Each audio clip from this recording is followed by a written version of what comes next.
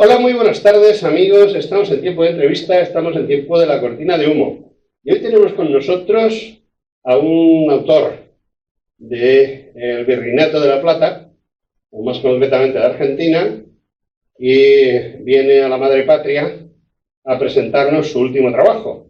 Último trabajo que lo tengo aquí. Bueno, mi amigo Ignacio Brach, porque ya somos amigos, nos conocemos hace algún tiempo, ha escrito El León de África. Este libro que tengo aquí, entre medias de los dos, nos está ahí separando el libro, pero nos va custodiando, sí, pero luego nos va a unir, acabará uniéndonos. Entonces, lo primero pues es presentarles a ustedes a Ignacio. Buenas tardes. Buenas tardes, José Antonio, un placer estar aquí contigo. Bueno, pues Ignacio, que es un hombre al que yo le he entrevistado en alguna ocasión, he hecho algún vídeo de la anterior presentación que hizo aquí en España. Era sobre hispanidad. Era sobre hispanidad, en el centro asturiano, creo recordar. Y bueno, pues surgió una buena relación, una buena amistad entre ambos. Y bueno, pues yo personalmente creo que tenemos un trabajo excelente a poder realizar esta tarde. Y vamos a hacer una de esas entrevistas que tanto me gusta hacer.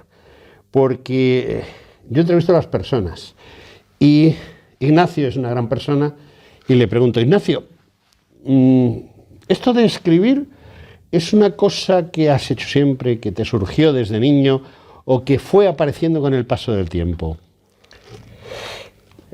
José Antonio, mi profesión de grado, por más que en muchas ocasiones no he vivido de ella, es la licenciatura en Historia. Ajá. Por lo cual, el leer y el escribir casi van infusas. Pero no siempre, por eso te pregunto. No siempre. Pero desde joven ya comencé a escribir artículos. Bueno, el libro que tú me hiciste el reportaje, la nota sobre hispanidad, escritos en defensa propia, abarca de 1988, es decir, cuando yo tenía 30 y pico de años, hasta 2023.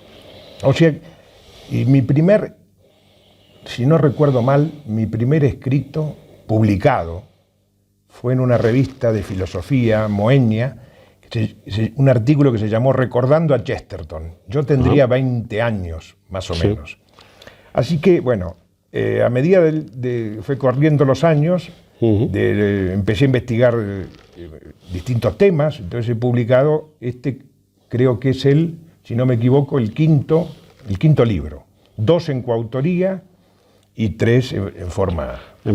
¿Todos relacionados con la historia? Bueno, el de Chesterton a medias, ¿no? A medias. Sí, casi todos relacionados con la historia. Uno fue los colonos Boer en la Patagonia, Argentina. Otro título es la misión Owsley de Fodí, 1845-1847, durante la intervención anglo-francesa en el Río de la Plata. Otro título fue La seguridad en el Buenos Aires criollo, 1820-1840. Después escribí en colaboración un libro que es un recordatorio del cardenal Stepinac, mártir croata. Y bueno, y luego el León de África, la primera edición fue en la Argentina, en 2020, editado por Maizal Ediciones, que gracias a Tercios Viejos y que les gustó tanto el libro, lo han editado acá en Madrid, esta edición que es ampliada a la edición argentina. Sí, porque yo sospecho que tú eres de esos personajes que escriben, que siempre les gusta retocar. De ahí lo de edición ampliada. Estoy convencido que si hicieses otra edición nueva también le darías un toque, ¿o no? No estaba en los planes. Lo que sucede es que encontré una documentación. Este libro es muy variado, porque sin duda que es sobre la actuación del general von Lettow-Vorbeck en el África Oriental Alemana durante la Primera Guerra Mundial, siendo que es el único general alemán que no es vencido, es decir, tiene que rendirse porque se terminó la guerra. Y él no sabe, además, que se terminó. Tal es así que el general sudafricano que le intima rendición le envía una estafeta y le dice: mire, general von Lettow, terminemos esto, no vale la pena seguir desangrándonos porque la guerra terminó. Y von Lettow, en su memoria, porque él había quedado a partir de 1914 aislado de Alemania, no recibe ni una munición, absolutamente nada. Entonces sobrevive resistiendo, que ese es el objetivo de él, resistir lo que más pueda. Nunca pensó que iba a resistir 4 años, en una proporción de 11.000 hombres, que él llega entre oficiales, suboficiales alemanes y tropas nativas, que acá es lo curioso, logra una empatía con ellos y una admiración que va a ser, inclusive, se va a continuar de estos soldados. Hay Masái y de otras tribus, va a continuar esa admiración por él hasta después de finalizada la guerra, que Tanzania pasa a ser colonia británica, y esa relación va a ser trasladada a los hijos de los soldados, tal es así que en el entierro de von Lettow, es un hombre longevo, muere en el 94, ya en la República Federal Alemana, a su entierro, que es honrado con honores oficiales, cosa que de la década de los 90 en Alemania, frente a los gobiernos socialistas y verdes, le han quitado el nombre a una calle y a una institución militar, porque lo consideran que es un ejemplo de la política colonialista alemana. Bueno, un absurdo, porque justamente estas tribus indígenas lo adoraban a von Lettow y de una lealtad incondicional, tal es así que no cobran paga durante esos 4 años de guerra, y que él logra después que en 1963 se les pague a sus soldados que han combatido por el Imperio Alemán. O sea, es un personaje maravilloso, además un caballero, un hombre que no pierde su humanidad dentro de la tragedia y el drama de la guerra. Sus enemigos lo admiran hasta después de finalizada la guerra, por su actitud caballeresca, y es una figura, sí, como yo decía en alguna entrevista y todo, es una figura que si hubiera nacido en Estados Unidos, en Inglaterra, Francia o Bélgica, tendría 20 películas. 20 películas. Sí. Pero como es un personaje de Mel Gibson, pero como le tocó ser alemán, entonces quedó condenado al olvido. Por eso he querido rescatarlo. Pero en función de lo que tú me preguntabas, José Antonio, de ampliarlo, surgió documentación que surgió después de la edición argentina, que constituye un cuarto apéndice, porque el libro tiene 3 apéndices. Uno que es el historial familiar de von Lettow-Vorbeck, que de paso agradezco a Corina Liesau von Lettow-Vorbeck, española, que vive aquí en Madrid, que me proporcionó documentación familiar, fotografías, escudos, en forma absolutamente generosa, cuando aún no nos conocíamos personalmente, o sea que por ahí podría haber dicho: ¿y este quién es? Argentino perdido allá en el sur, qué querrá hacer sobre...? Bueno, después hay otro apéndice también muy curioso,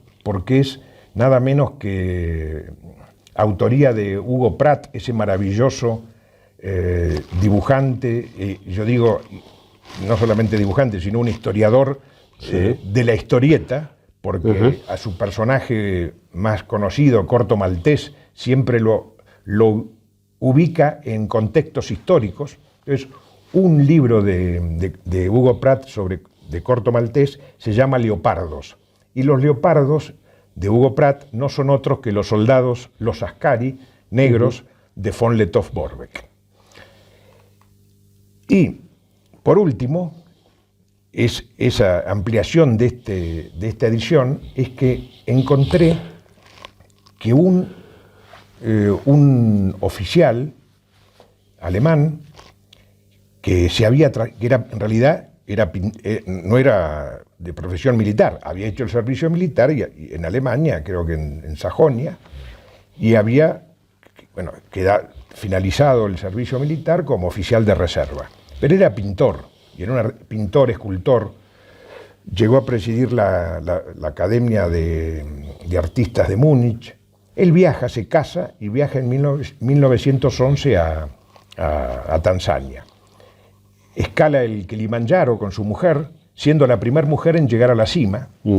Claro, estalla la guerra en 1914 y como le corresponde a un hombre de bien, se ofrece a von Lettow como oficial de reserva y hace los 4 años de guerra con von Lettow, que le toma mucha simpatía y lo nombra su ayudante. Es herido 5 veces en combate, sobrepasa esas 5 heridas de guerra, y mientras tanto dibuja. Entonces dibuja paisajes, esos paisajes casi oníricos del Kilimanjaro, de la vegetación africana, rostros de los soldados, de los askari, de las mujeres de los askari, hace viñetas, que justamente además lo curioso es que estos dibujos y estas viñetas van a ilustrar la primera edición de las Memorias de von Lettow, que las publica en Berlín en 1920, es decir, a un año del regreso. Y este oficial era Walter von Ruchtenfeld. Entonces, me suena ese, ¿eh? Yo lo incorporo con un apéndice que se llama Arte y Guerra. Arte y Guerra, sí. Así que ahí está contestada tu pregunta de la ampliación. Bueno, es muy buena respuesta.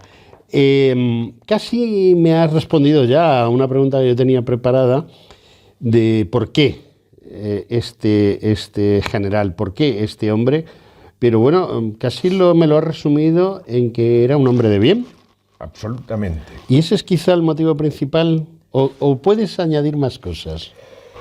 Yo te diría que es un conjunto de cosas, porque como militar produce admiración, ya que es un hombre que no llega a tener bajo su mando más que 11.000 efectivos en su totalidad, y que va a enfrentar a belgas, ingleses, portugueses, sudafricanos y regimientos nativos de las colonias francesas, belgas y británicas, y efectivos que vienen de la India, en una proporción aproximada de 250 a 300.000 hombres. Es una diferencia abismal. Entonces, él plantea, claro, nunca da una batalla frontal, sino hace una guerra de guerrillas, es un ejército cuasi fantasma que ataca, desaparece, de ahí se va cobrando suministros, claro. Y hace un derrotero muy particular, porque defiende la ciudad de Tanga frente a un intento de desembarco indio-británico, que es una victoria de von Lettow, pero claro, él es consciente que en la condición de inferioridad que está frente a tantos múltiples enemigos, entonces hace esa guerra de guerrillas, deambula por la sabana, la selva, pantanos, ríos, ataca el Mozambique portugués, luego vuelve a ingresar al África Oriental Alemana y invade Rodesia Británica, bueno, y ahí lo va a tomar el armisticio en Europa. Pero en 4 años realmente desespera a sus enemigos, a los cuales le produce una enorme admiración, y porque además, por otro lado, nunca pierde el eje de la humanidad. Por eso es otro elemento que me llamó la atención. Es decir, si seguimos el concepto de la investigación histórica sobre los hombres, el género biográfico, la verdad que es un hombre que podría perfectamente encajar en los héroes de Carlyle, porque es un hombre que aguerrido en el combate, pero nunca pierde su eje, como repito, con el sentido de humanidad y la caballerosidad en el combate. Esto, inclusive, un elemento que es interesante, él es contemporáneo a Karen Blixen, aquella que todos conocen en África Mía. Película que pasa de puntilla sobre von Lettow, creo que de manera mezquina, pero Karen Blixen, que yo la cito en este libro, en sus memorias de África y en sus cartas de África, habla mucho de von Lettow. Ella estaba en Kenia, es decir, en territorio británico, hostil a von Lettow durante la guerra, Pero Karen Blixen menciona allí la admiración que siente ella hacia él, porque se conocen en enero de 1914, cuando viajan en el Admiral, un buque de pasajeros, ella a Kenia y él a hacerse cargo de las fuerzas de protección alemana en Tanganica. Todavía no ha estallado la guerra, Todavía no ha exactamente, estallado la faltan guerra. más de 6 meses. Más de 6 meses. Entonces se conocen, se hacen muy amigos, hay una admiración y simpatía entre ambos. Karen Blixen, yo digo esto, en un mundo colonial son dos personajes que a mí me llaman la atención porque von Lettow, como he mencionado, produce una enorme atracción por parte de los y lealtad de los soldados nativos hacia él, casi una idolatría. Y por el otro lado, Karen Blixen, en su granja en Kenia, también rompe un poco el esquema británico en esa colonia, ya que tiene una cercanía y una afinidad con la población nativa. Es decir, dos personajes que se ensamblan. Creo que esa es un poco la respuesta de por qué el personaje me atrajo tanto, porque es un gran soldado, es un gran patriota en estos tiempos en que ser un patriota o defender la patria es casi un concepto está políticamente incorrecto en este mundo. Es totalmente incorrecto defender la patria ahora mismo. Los patriotas son mala gente. Son mala gente, exactamente. Han conseguido los zurdos, como dice Milei, es una de las pocas cosas que me caen bien de Milei. Esa definición. Los zurdos han conseguido que los patriotas, la gente que ama su tierra, que ama a las personas que viven en su tierra, ahora casi son unos apestados. Unos apestados. Yo, que los incluyo dentro, como tú dices, es dentro de ese mundo progre, de posverdad y de el mundo casi líquido, como decía Bauman. Claro, un personaje como von Lettow es la antítesis, porque es un hombre que cumple con el deber que le marcó el destino. Él no eligió ir al África, pero llegado el momento que estallar la guerra, él asumió su condición de soldado y de alemán en defender su patria como podía. Como podía era resistiendo. Y lo maravilloso es que resistió hasta el final de la guerra sin ser vencido. Muy interesante. Y desfiló en 1919, en el libro están las fotos, que me las facilitó muchas de ellas la familia, desfilando a caballo con sus oficiales y suboficiales por la Puerta de Brandenburgo, aclamado como un héroe nacional, claro, porque no había sido vencido, era el único general invicto. Bueno, la verdad es que a mí me llamó mucho la atención el material que llegó a mis manos con motivo de esa presentación de Hispanidad, de Héroes de Cavite, en la que además estabas acompañado por personas que no son españolas de nacionalidad, como por ejemplo había una norteamericana. Loomis, creo que era. Había personas defendiendo la hispanidad.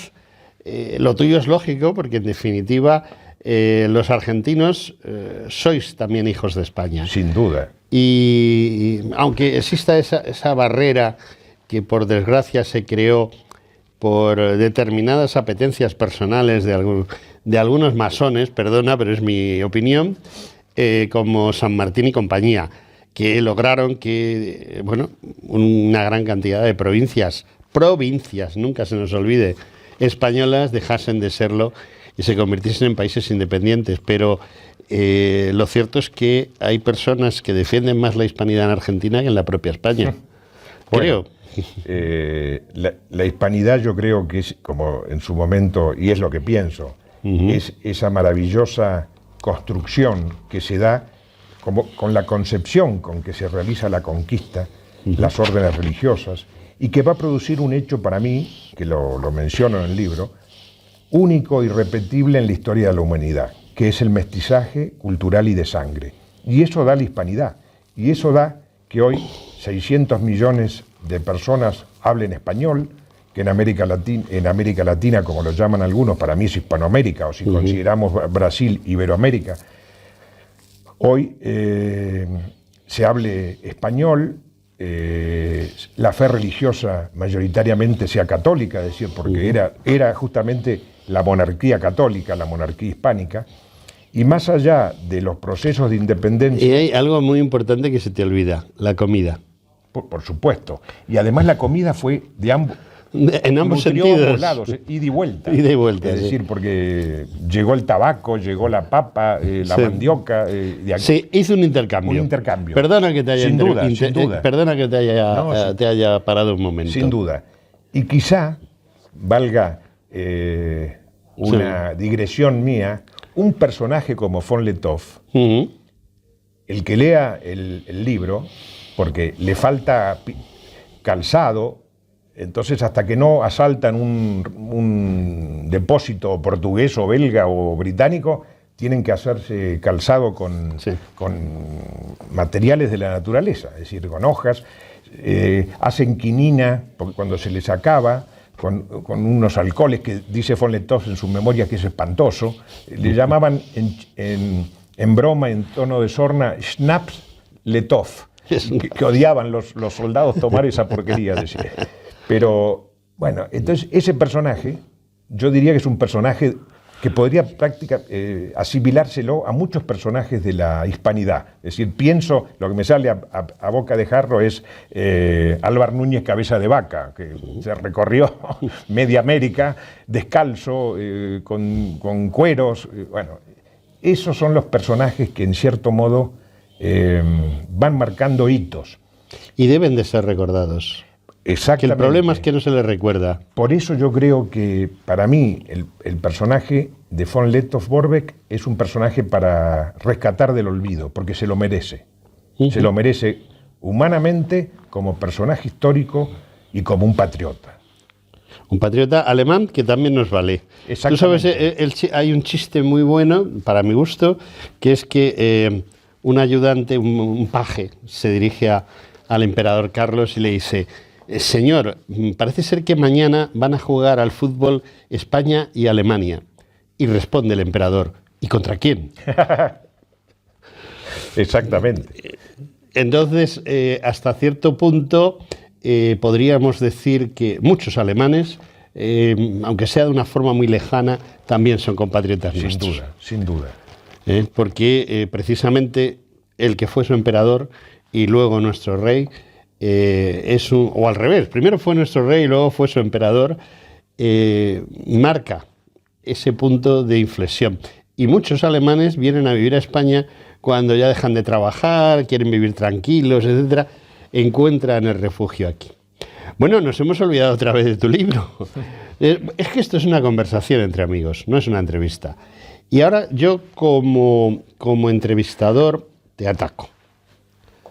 No sé si conoces mucho Madrid. En Madrid había una librería en la Puerta del Sol, enfrente de la cual, en la misma, enfrente de la vitrina de esa librería, estaba el presidente del Consejo de Ministros, señor Canalejas, y entonces llegaron unos anarquistas en una moto, se bajan, le disparan y lo matan.